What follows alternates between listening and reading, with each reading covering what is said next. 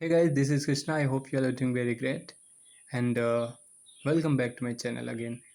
Today I'm going to start with the topic Revolt of 1857, which is a very important topic of modern history and which also covers GS1 syllabus of UPSC mains examination. Right? What we are going to see in this video is all about Revolt of the 1857.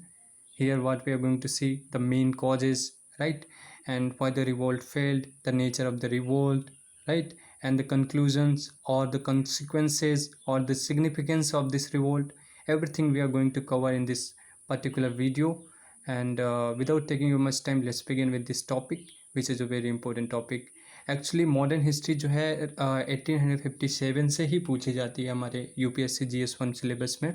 ठीक है, तो हम इसका पहला ही topic है the revolt of 1857। तो हम यहाँ से शुरू करते हैं। ठीक है, सो आपका ज़्यादा समय न लेते हुए शुरू करते हैं। द रिवोल्ट ऑफ 1857, जैसा कि इसके बारे में हमने पढ़ रखा है, मॉडर्न हिस्ट्री में हमने पढ़ रखा है स्पेक्ट्रम में, कि रिवोल्ट ऑफ 1857 इतना क्यों फेमस है।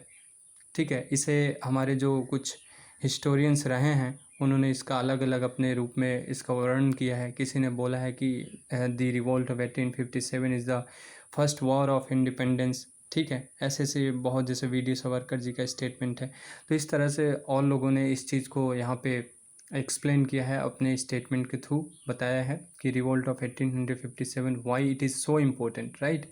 तो रिवोल्ट ऑफ 1857 हम मेंस पॉइंट ऑफ व्यू से कवर करने जा रहे हैं, तो देखिएगा, और सारे इसके जो भी इम्पोर्टेंट पॉइंट्स बिंदु हैं वो हम सारा कवर करेंगे इसी वीडियो में। सो स्टार्ट करते हैं। इसके मेन कॉजेज़ की बात कर लेते हैं। क्या कारण था जो रिवोल्ट ऑफ 1857 एक्चुअली हुआ। ठीक है, तो 1857 रिवोल्ट होने का मेन कारण जो था, वो कॉज जो मेन था वो था इकोनॉमिक। ठीक है, economic, political, administrative, socio religious, international events, discontent among sepoys. ठीक, ये सारे इसके जो मेन कॉजेज़ में आ जाते हैं। ठीक है, तो हम ये वन बाय वन करके देखते हैं। इकोनॉमिक की बात कर लेते हैं। इकोनॉमिक कॉजेज़ में जैसा कि हमें पता है कि रेवेन्यू सेटलमेंट आया था इनके टाइम पे। ठीक है, हैवी टैक्सेस को इम्पोज किया गया। ठीक, हमारी जो एग्रीकल्चर थी उसमें प्रेशर बढ़ा दिया गया। हमने देखा है इंडिगो से लेकर के पहले ही उन्होंने आकर के पता नहीं क्या क्या वहाँ पे रैयतवाड़ी सेटलमेंट है ना, और आपका क्या बोलते हैं उसका परमानेंट सेटलमेंट, ये सारी चीज़ें करके, महलवारी सेटलमेंट, ये सारी चीज़ें करके हमारे एग्रीकल्चर पे जो है एक प्रकार से प्रेशर इंक्रीज कर दिया। और जो किसान थे उनके जो दैनिक जीवन में उनकी जो भी इकोनॉमिक कंडीशंस थी, ठीक है, वो एकदम डिग्रेड होती गई। और किसान, देखा ही होगा कि कितना ज़्यादा फेमाइन आया करता था और उसके बाद उनकी हालत ख़राब हो जाती थी। ठीक है, तो ये सारी चीज़ें जो इकोनॉमिक कंडीशंस में, इकोनॉमिक कॉजेज़ में गिनी जाएंगी, क्योंकि जैसे कि रेवेन्यू सेटलमेंट हो गया, हैवी टैक्सेस हो गया। ठीक है, और उस समय कोई मॉडर्न इंडस्ट्रीज़ नहीं थी, जो हमारे आर्टिसंस थे वो भी डिक्रीज़ होने लगे इनकी इकोनॉमिक एक्टिविटीज़ के द्वारा, इकोनॉमिक पॉलिसीज़ के द्वारा, राइट। तो इस तरह की जो चीज़ें हैं वो इकोनॉमिक कॉज को दर्शाती हैं। और इसके बाद दूसरा पॉइंट अगर हम देखें मेन कॉजेज़ में ही, तो दूसरा पॉइंट है पॉलिटिकल कॉजेज़ में हम देखते हैं, जैसा कि कुछ पॉलिटिकल वो आई थी, जैसे कि सब्सिडरी अलाइंसेस हो गए। ठीक है, डॉक्ट्रिन ऑफ लैप्स हो गया। तो जैसे सब्सिडरी अलायंस आया था लॉर्ड वेलेस्ली का सब्सिडरी अलायंस आपने पढ़ रखा होगा कि ये एक स्टैंडिंग आर्मी जो इनकी थी, वो अपने पैसे पे नहीं, जो वहाँ के नेटिव रूलर होते थे हमारे, उनके पैसे पे ही अपनी आर्मी को खड़ा करते थे और उनसे पैसे ये लेते थे, कमाते थे, उसके बाद उन्हीं का खाते थे, उन्हीं के साथ विश्वासघात करते थे। और ओवरऑल ये एजेंडा जो चल रहा था इनका सब्सिडरी अलायंस का, वो कहीं ना कहीं एक प्रकार से प्रोटेक्शन वाली बात हो रही थी कि हम आपको प्रोटेक्शन प्रोवाइड करेंगे जो एक्सटर्नल आपके अग्रेशंस होंगे। ठीक है, उस तरह से, तो कहीं ना कहीं जो मोटिव रहा हो इसका रहा होगा। लेकिन ओवरऑल ये इस तरह से उस सारी चीज़ों को, मतलब जो भी नेटिव रूलर्स थे, जो भी लैंड्स थी, जो भी वहाँ पे एग्रीकल्चर था या जो कुछ भी था उसके अंतर्गत, उन सारी चीज़ों को अपने अधीन करना चाहते थे इस सब्सिडरी अलायंस के थ्रू, जो कि एक पॉलिटिकल एस्पेक्ट या पॉलिटिकल कॉज में गिना जाएगा। तो सब्सिडरी अलायंस हो गया। डॉक्ट्रिन ऑफ लैप्स के बारे में आप जानते हैं, पहला एग्जाम्पल हम इसको पढ़ते ही रानी लक्ष्मीबाई जी का ये समझ आ जाता है। ठीक है, तो इस तरह की चीज़ें जो है ये इस सारी चीज़ों में आई थी, और पॉलिटिकल कॉजेज़ में हम इसे देख सकते हैं। और यहाँ पे तीसरा हम देख सकते हैं एडमिनिस्ट्रेटिव कॉजेज़। एडमिनिस्ट्रेटिव कॉज क्या था? एडमिनिस्ट्रेटिव कॉज में हम देखते हैं कि पूरा करप्शन से भरा हुआ था इनका सिस्टम, ठीक है। तो जो अधिकारी लोग थे वो करप्ट थे एकदम, और जो फॉरेन और एलियन कैरेक्टर के जो लोग थे वो भी एकदम करप्ट थे। जो बाहर से ब्रिटिश चार्टर आते थे वो केवल ब्रिटिश के वेलफेयर की बात करते थे, ठीक है। तो इस तरह की जो चीज़ें होती थी, जो कुछ भी कानून बनता था वो इंडियन पर्सपेक्टिव से तो बनता ही नहीं था। तो इस तरह का जो एडमिनिस्ट्रेशन था वो भी बहुत बड़ा करप्ट था। तो ये सारे कॉजेज़ कहीं ना कहीं इन सारी चीज़ों को एक्यूमुलेट करते गए, और ये जो एंगर है लोगों में, ये सब इसी वजह से ये रिवोल्ट पैदा हुआ। और हम बात करते हैं फिर उसके बाद सोशियो रिलीजियस जो कॉजेज़ थे उसके बारे में देख लें। तो जैसा कि हमें पता है रेशियल ओवरटोन्स देखने को मिलते थे, जो रिफॉर्म्स होने चाहिए थे वो हो नहीं रहे थे, ठीक है। और तो हद तो तब हो गई, जो हमारे रिलीजियस प्लेसेस होते थे उस पर भी टैक्स लगा दिया गया। अब कहते नहीं, जब हम अपने रिलीजन्स को ही नहीं फॉलो कर पा रहे हैं, हम अपने रिलीजियस प्रैक्टिसेस को ही आगे नहीं बढ़ा पा रहे हैं, ले जा पा रहे हैं आपके राज में, तो क्या होगा? गुस्सा तो बढ़ेगा ही। तो इस तरह की जो चीज़ें थी वो दिखा रही हैं कि आप किस तरह से हमारे साथ व्यवहार कर रहे हैं। तो ये जो कॉजेज़ हैं सोशियो रिलीजियस, एडमिनिस्ट्रेटिव, पॉलिटिकल, है ना, इकोनॉमिक, ये सारे कॉजेज़ हम इस तरह से लिखेंगे एक्चुअली जब भी रिवोल्ट ऑफ 1857 से रिलेटेड टॉपिक आता है। तो इंटरनेशनल इवेंट्स के बारे में अब देख लेते हैं। एक्चुअली इंटरनेशनल इवेंट्स किस तरह से यहाँ पे रोल प्ले करता है। जैसा कि हम देखते हैं जब ये 1857 होता है तो अफ़गान वार होता है 1838 से आई थिंक 1842 तक चलता है अफ़गान वार। तो अफ़गान वार चलता है, यहाँ से देखते हैं कि अफ़गान जो कि एक छोटा सा बहुत पावरफुल प्रोविंस नहीं होता उस टाइम पे ब्रिटिश के सामने एक्चुअली, उसके बाद वो लोग यहाँ पे डोमिनेट करते हैं। पंजाब वॉर्स देखते हैं, ठीक है, क्रिमीनियन वॉर देखते हैं हम। तो ये कहीं ना कहीं से एक प्रकार से जो साइकोलॉजिकल इम्पैक्ट आता है ना, उस वजह से भी यहाँ पे थोड़ा सा इन्हें पावर मिलती है कि ठीक है, अब इस तरह से अगर ऐसी चीज़ें हो रही हैं तो कहीं ना कहीं हम भी मतलब हम इससे छुटकारा पा सकते हैं लड़के, ठीक है। डिसकंटेंट एमंग सिपॉयज़ की बात करते हैं, ठीक है। डिसकंटेंट एमंग सिपॉयज़ की बात करें तो जैसा कि हमें पता है इनके बीच में जो सिपॉयज़ इन द सेंस कि वो लोग थे जो ब्रिटिश शासनकाल में, ब्रिटिश इंडिया के टाइम में ये एक्चुअली सिपाही के तौर पे ये लोग काम करते थे, ठीक है। जो सिपॉयज़ है एक प्रकार से म्यूटनी, जो सिपॉयज़ म्यूटनी कहलाते हैं ना, सिपाही आंदोलन कहलाता है हिंदी में, ठीक है। तो डिसकंटेंट एमंग सिपॉयज़ की बात करें तो इसमें क्या था, जो ये कॉजेज आते हैं इसमें एक्चुअली, तो जैसा कि सर्विस कंडीशंस का कोई रेगुलेशन नहीं होता था, ठीक है। किस तरह की सर्विस कंडीशंस हैं, अगर जैसे बोलते हैं कि हमारे इंडियन कॉन्टेक्स्ट में बात होती है कि अगर 7 समंदर पार करते हो, आप समंदर पार करते हो, तो वहाँ पे अलग प्रकार की चीज़ें हमारे इंडियन कॉन्टेक्स्ट में मानी जाती हैं कि वो अशुभ होता है, चीज़ें अच्छी नहीं होती। उसके बाद वो जाता है तो भत्ता जो होता है, ठीक है, वो भी नहीं दिए जाते थे। इस तरह की जो चीज़ें होती थी कहीं ना कहीं डिसकंटेंट वहाँ पे क्रिएट कर दी थी जो भी सिपॉयज़ थे उनके बीच में। तो सर्विस कंडीशंस हो गई, जैसे कि रिलीजियस बिलीफ्स होते थे, हमने वो भी पढ़ रखा है ना, हमारी जो क्या बोलते हैं, ग्रीज्ड कैटरीज्ड की बात करते हैं। तो जैसा कि जो वो होता था कारतूस होती थी, तो उसमें गाय जो हमारे लिए बहुत ही प्रसिद्ध, और प्रसिद्ध कह रहे हैं, जो कि हमारे लिए बहुत ही रिलीजियस एनिमल कहलाती है, हम माँ के दर्जा देते हैं। तो इन्होंने क्या किया, वो जो कारतूस होता था उसमें गाय की जो चर्बी होती थी तो उस चीज़ का यूज करने लगे थे। तो अब ये चीज़ बताइए कि जो चीज़ें हमारे लिए बहुत रिलीजियसली, मतलब हमारा बिलीफ हो इस तरह से, उसके साथ आप इस तरह का खिलवाड़ करेंगे, ऐसा करेंगे, तो कहीं ना कहीं ये जो डिसकंटेंट अराइज हो रहा है तो वो तो होगा ही, ऑब्वियस सी बात थी।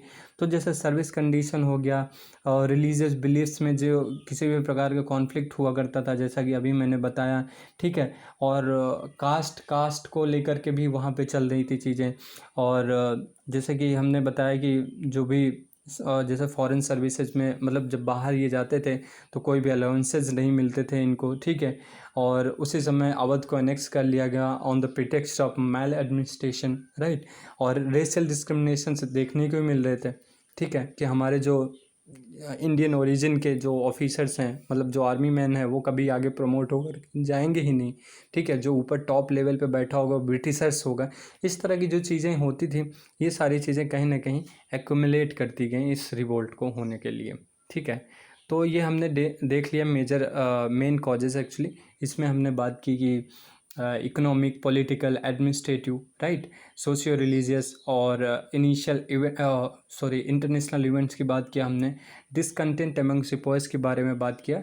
और जैसा कि हम इमीडिएट कॉज की बात करें तो वही जो कारतूस वाली बात हमने बताया, वो कहीं ना कहीं एक इमीडिएट कॉज था। ये सारी चीज़ें लॉन्ग टर्म चली आ रही थी खैर। और उसके बाद यहाँ पे पूरा गुस्सा, जो एंगर जो फूटा, वो कहीं ना कहीं इस कारतूस वाले उस पर मतलब हुआ सारी चीज़। ठीक है, तो अब हम देख लेते हैं कि ये रिवोल्ट जो है, क्यों ये रिवोल्ट फेल हुआ, हम ये देख लेते हैं। ये रिवोल्ट क्यों फेल होता है, हम ये देख लेते हैं। तो रिवोल्ट फेल होने का एक कारण था कि बहुत सारे कारण थे। उनमें से जैसा कि नो ऑल इंडिया पार्टिसिपेशन की बात होती है, यहाँ पे जो ऑल इंडिया पार्टिसिपेशन होता है वो टोटली एब्सेंट होता है।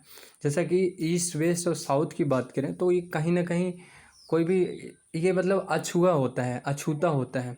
ईस्ट, वेस्ट, साउथ वाला जो एरिया होता है इंडिया का, जो पार्ट होता है, वो कहीं ना कहीं इससे एकदम अछूता होता है। मतलब वहाँ कोई इसका फ़र्क ही नहीं पड़ता है। तो ओवरऑल जो ये रिवोल्ट था, वो नॉर्थ इंडिया, थोड़ा सा ईस्टर्न पार्ट ऑफ इंडिया, वहाँ पे जो है कॉन्फाइंड था। ठीक है, तो नो ऑल इंडिया पार्टिसिपेशन जो है यहाँ पे देखने को मिलता है।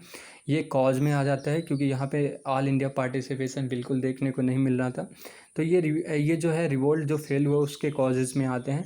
और दूसरा है all classes did not join. अब यहाँ पे all classes did not join मतलब जैसे कि कुछ क्लासेस हुआ करती थी, जैसे ज़मींदार हो गया, एजुकेटेड इंडियंस हो गए। ठीक है, इस तरह से जो नेटिव रूलर्स थे कुछ, तो इस तरह से जो लोग थे ना, वो पूर्ण रूप से छपा करके इस रिवोल्ट को ज्वाइन नहीं करते हैं। ठीक है, जो क्लासेस थी पूरी वो ज्वाइन नहीं करती हैं। तो उसका एक रीज़न ये हो जाता है। ठीक है, पुअर आर्म्स एंड इक्विपमेंट, जैसा कि हम जानते हैं कि जो जो ब्रिटिशर्स थे उनके पास आर्म्स, इक्विपमेंट्स और स्ट्रेटजीज़, ठीक है, ऑफिसर्स, सारे लोग अच्छे थे।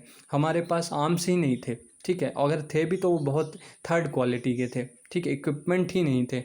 ठीक, तो इस तरह की चीज़ें देखने को मिलती हैं। पुअर आर्म्स थे, कह सकते हो कि मतलब हमारे पास पहले तो थे ही नहीं, लाठी डंडा छोड़ था ही क्या। ठीक है, इस रिवोल्ट में। और उसके बाद हम बात करते हैं अनकोऑर्डिनेटेड एंड पुअरली ऑर्गेनाइज्ड, जो हमारी लीडरशिप थी वो देखने को मिलते हैं। जैसा कि हमने बात किया ऊपर ही कि ईस्ट, वेस्ट, साउथ वाला जो एरिया होता है इंडिया का, वो एकदम अनअफेक्टेड होता है और साथ में अनकोऑर्डिनेटेड भी होता है और पुअरली ऑर्गेनाइज्ड होता है। यहाँ पे यही नहीं समझ आता है कि हमें लीडर किसे बनाना चाहिए।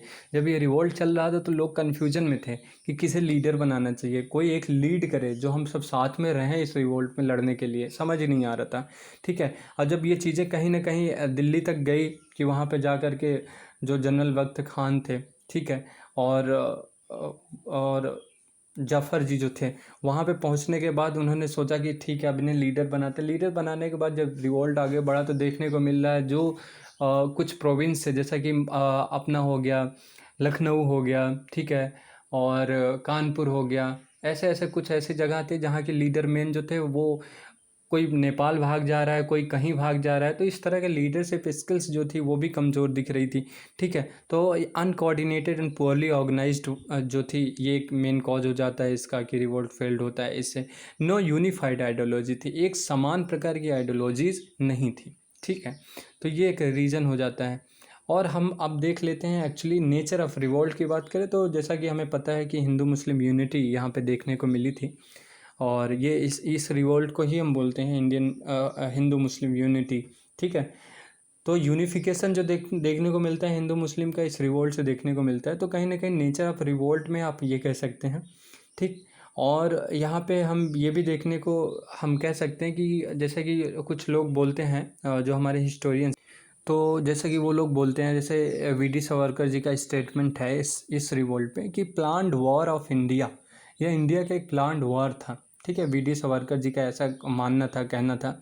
ठीक है, तो इस तरह से जो लोग होते हैं वो अपने अपने वो चीज़ कहते हैं। तो ये नेचर ऑफ रिवोल्ट इस तरह से था। कोई सिपोई म्यूटनी बोलता है, ठीक है, तो और कोई बोलता है कि this is a first war of Indian independence ऐसा करके। तो इस तरह से जो भी चलते हैं वो नेचर ऑफ रिवोल्ट के बारे में हम यहाँ पे देख लिए थोड़ा सा। और सिग्निफिकेंस ऑफ दिस रिवोल्ट, इसके बारे में हम देखें तो इसका क्या सिग्निफिकेंस है एक्चुअली। इस रिवोल्ट से हमने क्या पाया, इस रिवोल्ट से हमने देखा कि जो गवर्नमेंट ऑफ इंडिया एक्ट 1958 था, जो पहले कंपनी रेगुलेट करती थी, अब वो ब्रिटिश क्राउन के अंतर्गत आ जाता है। ठीक है, अब क्वींस प्रोक्लेमेशन होता है, क्वींस जो होते हैं 1858 में प्रोक्लेम करती हैं एक्चुअली, सॉरी, वो कहती हैं कि अब जो है ब्रिटिश ईस्ट इंडिया कंपनी है, उसका जितना भी शासन है वो सब ब्रिटिश क्राउन के अंतर्गत आ जाती है। अब ब्रिटिश क्राउन जो होगा वो रेगुलेट करेगा सारी चीज़ें। ठीक है, अब ब्रिटिश क्राउन डायरेक्टली इसका वो हो जाता है, रूलर हो जाता है अभी। और एंड ऑफ एरा देखने को मिलता है एनेक्सेशन एंड एक्सपेंशन का। ऐसे बोलते हैं कि अब जो है किसी भी प्रकार का जो एक्सपेंशन वाली पॉलिसीज़ रही हैं, ठीक है, और एनेक्सेशन वाली जो पॉलिसीज़ रही हैं, जैसे कि अवध को एनेक्स कर लिया गया, ठीक है, इस तरह की जो चीज़ें रही हैं उनका पूर्ण रूप से समाप्ति का हम यहाँ पे प्रोक्लेम करते हैं कि अब इस तरह की चीज़ें नहीं होगी। और फ्रीडम ऑफ रिलीजन मिलेगा, लोगों को स्वतंत्रता मिलेगी उनके धर्म की, जो करना चाहते हैं वो करें। ठीक है, किसी तरह का यहाँ पे हस्तक्षेप नहीं होगा। और equal and impartial protection of law होगा। ये मतलब ब्रिटिश प्रोक्लेमेशन में लिखा हुआ था कि equal and impartial protection of law होगा, कि अब लोगों को इक्वल और इम्पार्शियल हो करके जो भी लॉ कानून है उसकी सुरक्षा प्रदान की जाएगी। ऐसा नहीं है कि वो ब्रिटिशर्स हैं तो उनके लिए ज़्यादा वो हो, ऐसा नहीं कि वो इंडियंस हैं तो उन पे अत्याचार हो, इस तरह का खैर इनका मानना था। और इस तरह की चीज़ें बाद में थोड़ी सी सुधरी भी, लेकिन पूर्णतः नहीं सुधरी थी। ठीक है, तो इस तरह से सिग्निफिकेंस हमने देख लिया। और रिवोल्ट क्यों फेल हुआ हमने देख लिया, मेन कॉजेज़ क्या थे, रिवोल्ट 1857 का कैसा हुआ था। ठीक है, ये सारी चीज़ें हम एक ही वीडियो में हमने देख लिया है। और मेंस में ऐसे ही क्वेश्चन आते हैं कि रिवोल्ट ऑफ 1857 से रिलेशन क्या है, आप क्या समझते हैं, और ये रिवोल्ट क्यों जनरेट हुआ, या फिर क्यों actually revolt 1857 actually took place. ठीक है, और इसमें हम क्या कैसे से लिखेंगे वो सारी चीज़ें हमने देख लिया कि पहले तो मेन टॉपिक हम रिवोल्ट ऑफ 1857 के बारे में लिखेंगे, उसके मेन कॉजेज लिखेंगे, इकोनॉमिक, पॉलिटिकल, सोशियो रिलीजियस, ठीक है, एडमिनिस्ट्रेटिव, ये सारी चीज़ें लिखने के बाद इंटरनेशनल इवेंट्स के बारे में भी लिखेंगे कि वहाँ पे क्या क्या चीज़ें हो रही थी। उसके बाद हम कैसे से देख करके आगे बढ़े। फिर रिवोल्ट क्यों फेल होता है वहाँ पे हम सारी चीज़ें बताएंगे। फिर उसके सिग्निफिकेंस के बारे में लिखेंगे कि ये सारी चीज़ें रही हैं। ठीक है, तो इस तरह से ये पूरा टॉपिक यहाँ पे कंप्लीट होता है और आशा करते हैं कि आपको समझ आया होगा। Thank you.